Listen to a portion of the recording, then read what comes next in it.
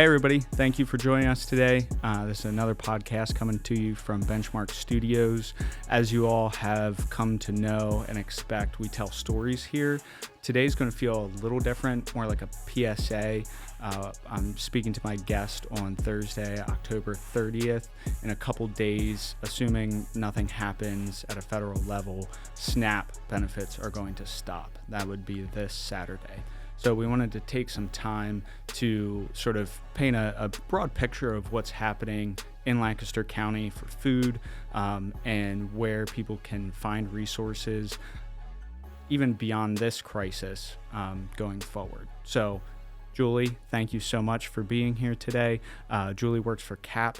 And Julie, can you just kind of give us a brief overview of your role at CAP and what you do? Sure. Thanks for having me. I'm Julie Rhoads. I'm the Vice President of Health and Nutrition at CAP, Community Action Partnership of Lancaster. So we have lots of programming, holistic programming for families, but my area is really focused on health and nutrition. So thinking about programs such as WIC, which is Women, Infant, and Children.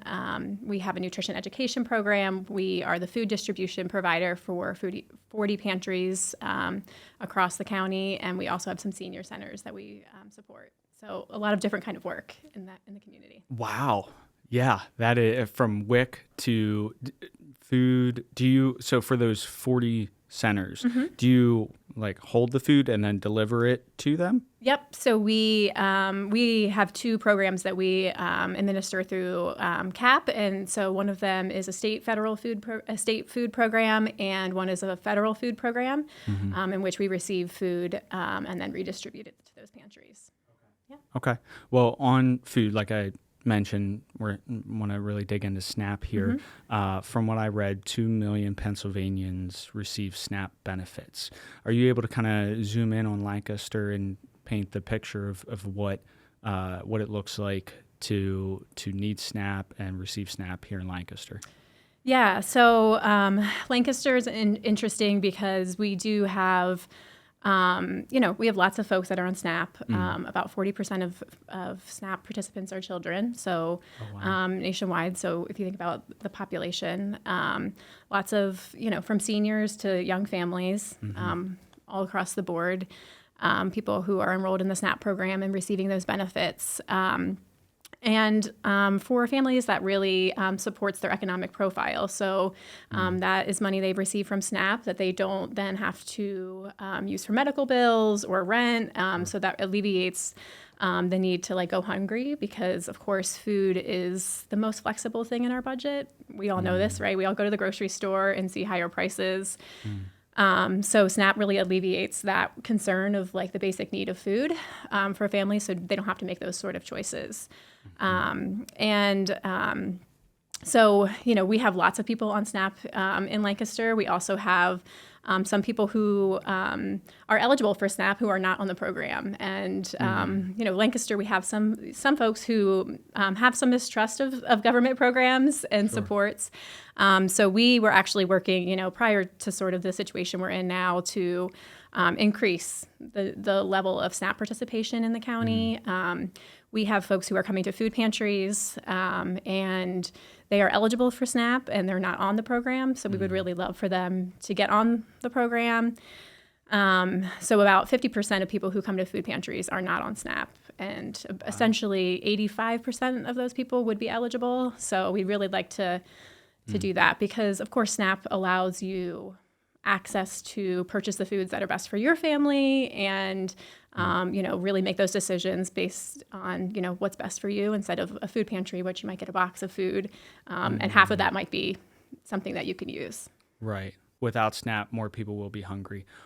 How does being hungry affect the rest of your life? Like I said, I know that's a big question. Yeah, it's a big question. Like I said, there's a lot of economic trade-offs that families are making. So choosing between rent, medical bills, things like that.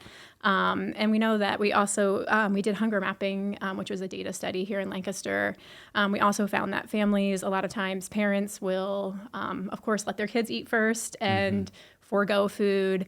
Or eat off their plate, those kinds of things, eat after the kids have finished. but still kids are also going hungry, even though that parents are trying to make those choices. So that, that's generational. So that parent is going to work hungry, not performing well. That child is also going to school, not performing well. There's tired, lethargic, maybe behavior issues. So those all have effects on our community. And then not to mention the kind of long-term diet impacts on our health. So really diet is the cornerstone of health. We know that there is a lot of association with food insecurity and things like diabetes and other, long-term health effects that really impact our whole community. Sure. Yeah. I couldn't agree more. And I think that's something everybody can get on board with, no matter where you stand politically or socially or economically. Everyone can agree that nutrition is kind of the cornerstone of our individual lives, but also our society. As people grow and develop together, we build those bonds of trust and everything else that our society rests on. Having said that, what are some resources people can go to and find out where to get food? Yeah, so I think it's important to know that the SNAP program, like you said, it's very large. It supports lots of people. And the economic impact of that in Pennsylvania and in Lancaster is very large. So for every meal that SNAP provides, every meal that the food bank provides, SNAP provides 9 because of how the size and scope of the program. So if 50% of people who are going to food banks are eligible for SNAP but not receiving it, and SNAP provides 9 meals for every one that a food bank. That's I don't do math very well, but that there seems like there's a disconnect there. Yeah, there's a disconnect, and we'd really love to see people get on SNAP because it really, that money is invested back into our local community, into farmers, into retailers, small businesses. So instead of building up systems like food banks, which are very important and essential to our community, but we'd love to see as many people on SNAP as possible. But given kind of our current situation with SNAP, we are encouraging people to seek out resources like food banks, although we are seeing a real strain on the food bank system at the moment. The system we have is state and federally supported as well. Sure. So I think food banks are experiencing a lot of strain and trying to, because again, their system is much smaller than the SNAP system. So I would encourage folks to, if you're reaching out to a food bank, call first, make sure that, you don't need an appointment or, that you understand their requirements. And we're really encouraging food banks to, look at their requirements, think about how they can be low barrier for people so that people can show up and get quick access to that food. But they're having a real strain. They're not built to withstand this sort of impact. So we know that there's lots of creative things happening in our community, and we're glad that is happening, even though we feel like it shouldn't be needed. We feel like people should look out for each other and are looking for ways to support their neighbors.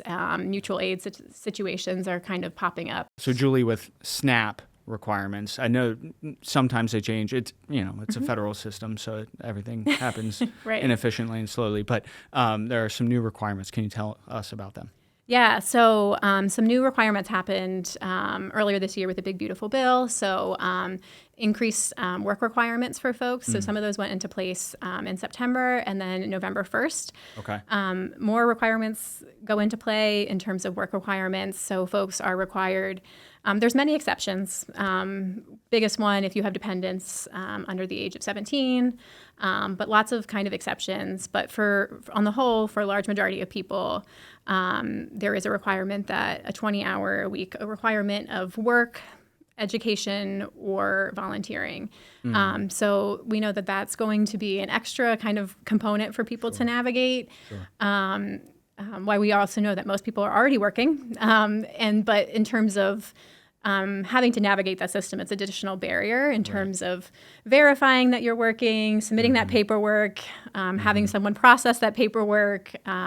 So we are trying to educate people about those work requirements, try to think about creative ways. If they're not working, how can they verify their, get volunteer hours or verify their education to do that so that they continue to receive SNAP benefits. And it's an interesting time because at the same time, sort of, SNAP will be frozen, and then these work requirements are going into place. So we think a lot of people might fall through the cracks. So you're still required to do the SNAP work requirements, even though you're not receiving sort of temporary benefits. So people will still be on like active SNAP status, but we're concerned that that message isn't getting out to people. Call first before going to a food bank. You said you provide food for 40 of them across the county. Are there any areas that are maybe lacking, like they don't have a food bank, they don't have anything else? Where are those areas, and where would be the nearest access point for people? Yeah, so we're lucky in Lancaster that we have lots of generosity in terms of food banks and churches and places that are kind of supporting. And 211 is a great resource, to kind of navigate, what's in your neighborhood and what's in your area. We did do a hunger mapping study, as I mentioned before, with Hunger Free Lancaster and the Central PA Food Bank. And so we, mapped out where are all the food banks, who are they serving, what are their requirements. You mentioned ID, which is not typically a requirement. So that's important for people. It may be for some food banks, but not typically a requirement. So our hope is that it's really lowest barrier, right? We want to get food to people. So the easiest way that we can do that, and the less requirements we can have. So we're encouraging, food pantries, look at your requirements. Can you make it easier for folks to access those things? Also, we know that things like hours of operation are challenging. You're talking about SNAP is a large percentage of people who are working. So how can they access things that are typically open during the day? Right. And how can we make hours more accommodating for people, or other kind of creative solutions to that problem? Yeah, sure. So 211, you mentioned. Yeah. They have a website. It's also the actual phone number, just like 911. Can you talk a little bit more specifically about that resource? Yeah, our 211 with United Way is great, and we contribute lots of information as other service providers do. And our 211 has also been calling food banks and saying, we know this is a hard time. Are you still accepting people? Can we still? So they're keeping kind of close eye on who they can direct people to, and what are the best resources to do that. So would encourage people, if they, that is probably the best and easiest way to navigate, call or visit their website and see kind of real data, because we are all kind of inputting data in real time and encouraging food banks to do that. And lots of people are connected to lots of, food banks in their area, which is great as well. But if you truly don't know kind of where to start, that's a great resource. Sure. Okay. And I imagine too, it's easier to go to a familiar place that you trust to get food. For instance, we supply food to our students here at Benchmark. We have a full kitchen, and usually they can work out, get some food, get a meal. We have volunteers cook, and a lot of kids, I think, have come to expect that. We serve roughly 90 to 100 students per week here at Benchmark. The majority of them are under the age of 18. They can get a meal while they're here, right. But we are not a food bank to take food home with you for the rest of the week. What would you tell, let's say, a 17-year-old who goes to school? They can get food at school, obviously, but then they don't feel like they can have food outside of that. Maybe they feel guilty about taking food from their parents who are working, or one way or another, they feel like they have to get the food. What would you tell them? Yeah, I think I would tell them, certainly 211 is a great resource. As I mentioned, I love the idea of other partners that are, not traditionally in the food space, sort of stepping up and thinking about, how they can incorporate into their programming. We're seeing a lot of that too, and hoping people can do that, like connect where they are. Power Packs is a great resource. If those families are in schools and enrolled with a school that's connected to Power Packs, is a great resource. 211, there's also a SNAP helpline. So Central PA Food Bank operates a SNAP helpline, because when you kind of fall into some of these categories that are, not their traditional eligibility, it can be tricky to navigate, to figure out, am I eligible for something or am I not? Is it worth it to do the application? It is quite onerous, right? It's a government program, so it's not easy. So that helpline can help people kind of, one, are you eligible and would it be worth it to kind of apply? And then how do you kind of get the paperwork and figure out how to kind of navigate that system? So that's a great resource that I would encourage folks to investigate. Sure. What about if you are a kid who isn't in school? Yeah. I understand you could still be eligible for SNAP. Can you go to a food bank as a 16-year-old by yourself? Can you just call the number listed on our state website and start the application process for SNAP? Where would you go to kind of get those answers? Yeah, I think you can certainly, I can't speak on all the pantries in there, but I think I would encourage that person to reach out. Really, our stance is we don't want to turn anyone away from food. So, we'd like to, do what we can to work with anyone.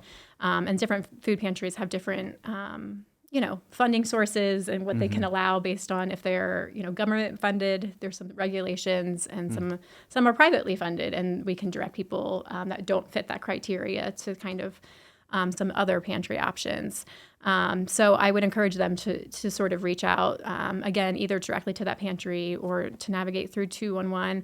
We also have a great community meals network in Lancaster, so comprised of organizations and churches that also provide hot meals. We, Hunger Free Lancaster, and its first iteration was really focused on on community meals and making sure that any person could get 3 hot meals a day in Lancaster. Okay. Not to say that's right in their neighborhood, but because transportation's an issue. But there's great resources now that we can point people to that have community meals, kind of breakfast, lunch, and dinner. So Anchor Breakfast is a big one downtown, and then there's lots of lunches and dinners happening kind of throughout the county. So a great we've coordinated that so that people really can get what they need for hot meals. Because sometimes, preparing a meal and, if you get a box from a food bank, if you don't have a kitchen or if you don't have the resources to do that or the time, a community meal can be a great, avenue for folks. Okay. And does Hunger Free Lancaster have their own standalone website? Yes, we don't have a standalone website, so we're not a 501c3. We're kind of a coalition of members. Okay. But we do have a page on CAP's website, and Parish Resource Center also collects a listing of all the community meals, which is connected to our website as well. Okay. So Parish Resource Center, do you know if it's a .com or .org? I don't know offhand. Okay. And then is it caplancaster.org? Yes, caplank.org is our website. So caplanc.org. Correct. Lots of information there. Yeah. Perfect. It sounds like this could be really overwhelming for somebody to piece it all together. I can get a hot meal here. I can get a box of food there. Just for anyone watching, I think it might be helpful for you to tackle some assumptions. Are people on SNAP lazy? No. We know from our hunger mapping that people typically on SNAP are either working, and lots of those are low-wage jobs or irregular hours, or they're on Medicaid, Medicare programs, or disabled. So they're either working or they can't work, and so they're really, it's not that they're lazy. And as we mentioned, navigating these systems of food banks and SNAP programs is hard. That is not easy to do. So it requires a lot of work to sort of navigate all of those systems. And people are making those decisions kind of in real time while they have families and other, responsibilities in a life. So certainly not, I know that's perception, but certainly not the reality. Right. Are there any other negative perceptions outside of that one that you would like to dispel around people who are hungry and using services? Yeah, I think we also hear people are maybe abusing or coming to food pantries and they don't really need it. We hear people, pantry volunteers might say, well, they showed up in a fancy car and like, do they really need food? And I'm like, well, can they eat their car? I don't know that that's really like, I think, and like right now we're seeing a lot of people, furloughed government workers who are showing up to us for the first time. Sure. Or for whatever the situation is, they could be getting a ride there. You have you're kind of using that to feed a narrative, and you don't actually know. And so we are just, encourage people to assume positive intent, right? If they're showing up to a food pantry, which is usually, can be a shameful experience. We hope it's not.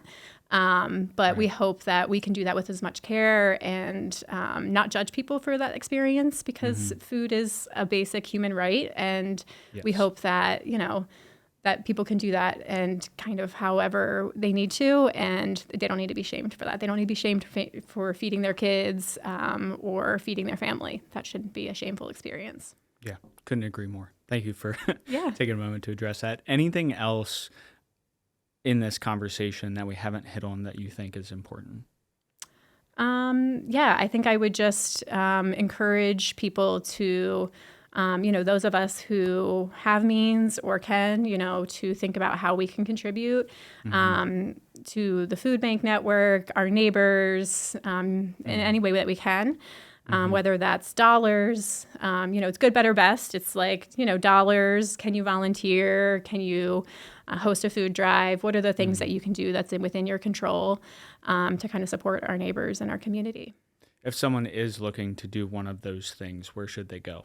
Yeah, so if they're looking to do one of those things, they can obviously Community Action Partnership, CAP, will help get them connected, but they also can reach out to their local food bank or food partner. I know a lot of people are scared right now, even outside of SNAP shutting down. Is there anything that you kind of hold on to that keeps you showing up to work every day and trying to move the ball forward? I think living in Lancaster, I think I have a lot of hope that we're a generous community here. And interestingly, in Lancaster, we are an abundant place of food, right? We've got all these farms. Yes. We've got, this rich culture here. And we haven't quite figured out how to, I am amazed that in Lancaster people go hungry, right? Because we are surrounded by such abundance. But I think I am hopeful that we can sort of, how we can marry those things of being a culture of abundance and rich agricultural, background, and really meet the need of our local community. And we could be on the forefront of that. Yeah, definitely. Yeah. That's an exciting thought. Yeah. One last question. We are at Benchmark. Yeah. We use fitness as a way to connect with kids. Do you do anything in the way of weightlifting or any kind of fitness for your body? And if so, what's your favorite thing to do? Okay, so I am a Peloton girly. Okay. I am very into my Peloton, and I still play field hockey in an adult league. Even though I broke my hand last year, which oh my gosh. You would think I would hang it up, but I did not, and so I still play field hockey at least once a week with a team that I love. So yeah, staying active is important to me. Yeah, for sure. You just out clubbing people on the field? Is that? No, but it work? It's not like it is competitive. So yeah. Oh my goodness. Well, good it's for a good you. Time. Yeah. That's awesome. Yeah. Well, thank you for that. Thank you for your time this morning. We'll definitely push this out and hopefully it helps some people. Great. Thank you, Sounds good. Appreciate it. Thank you.